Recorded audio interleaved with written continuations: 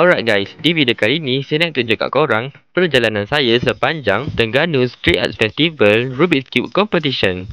So, korang enjoy je video ni sampai habis.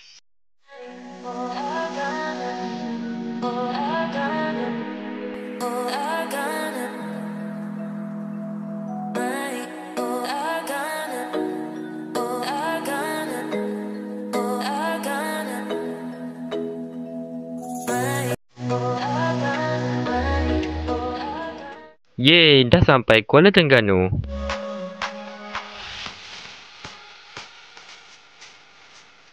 Lepas dah sampai Kuala Terengganu, kita orang pun terus cari hotel. Dalam bilik hotel tu, kita orang saling tukar-tukar cube. Saya pun apa lagi, masa ni lah nak try Rubik's Cube yang tak pernah saya pegang. Memang banyak sangat cube yang dia orang bawa. Siap dapat sikit tambah kuda lagi. Rubik's Cube yang saya pegang ni adalah Rubik's Cube 3x3 yang paling mahal yang saya pernah pegang. Ini adalah Gen 12 UI. Harga dia dalam RM500 macam tu.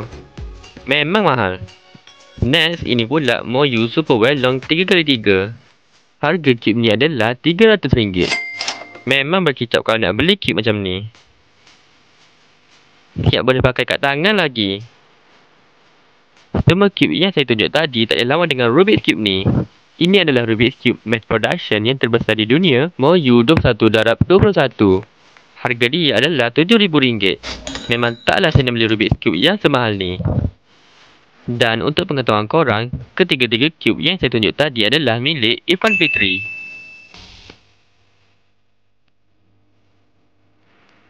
Okey, dah selesai hari pertama.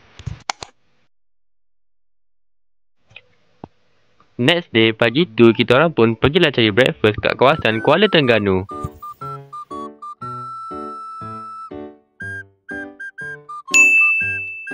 Sambil-sambil tunggu makanan tu, si Ikmal ni sempat lagi main cube.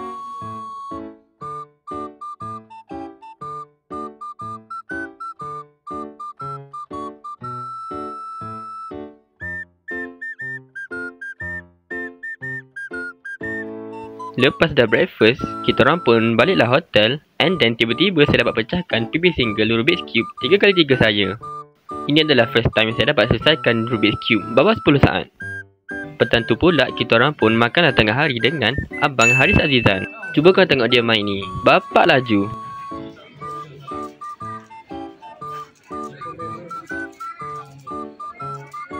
Lepas tu kita orang pun bincanglah sikit-sikit konten apa nak buat sepanjang kat Kuala Terengganu ni.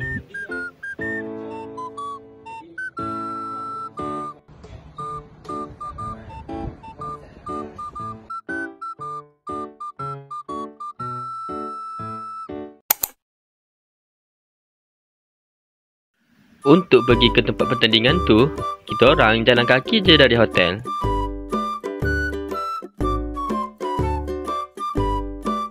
Sampai-sampai kat tempat pertandingan tu, memang ramai sangat orang yang dah sampai. Cuba korang tengok ni, sampai beratur orang ambil sign Haris Azizan.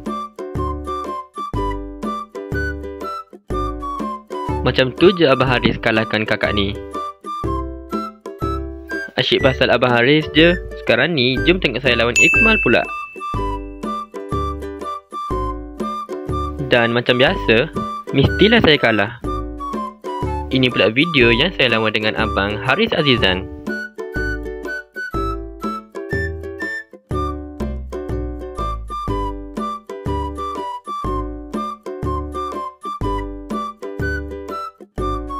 First time saya nampak ada orang lagi laju dari Abang Haris.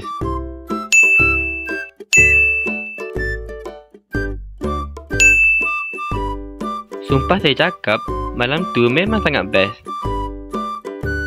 Terima kasih kepada korang yang ajak saya bergambar. Memang saya tak expect pun ada orang kenal saya. Siap ada yang minta autograf lagi. Malam tu juga memang ramai sangat orang yang ajak saya lawan cube dengan dia orang.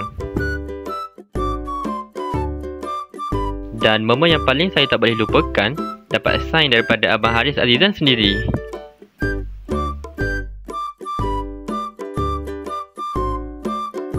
Automatik jadi mahal Rubik's Cube ni.